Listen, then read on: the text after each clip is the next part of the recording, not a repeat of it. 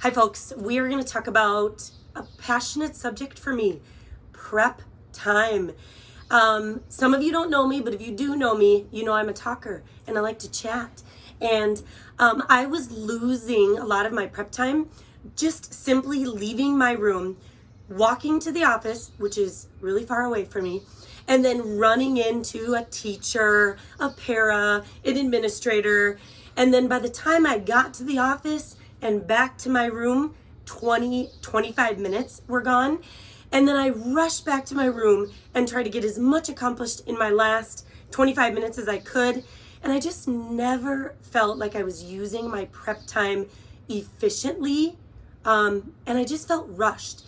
And in part of my burnout story, I wanted to make sure I was doing as much work at school so I didn't have to bring it home to when I wanted to be with my family and do things that brought me joy.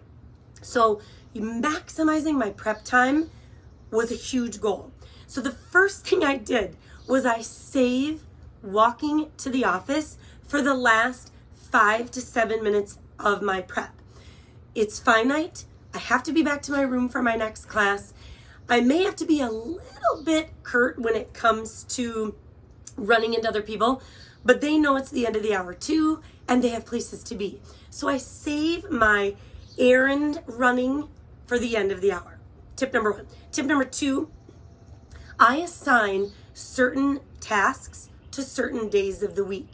So then I don't spend my first 10 or 15 minutes trying to prioritize what should I do, what should I be accomplishing.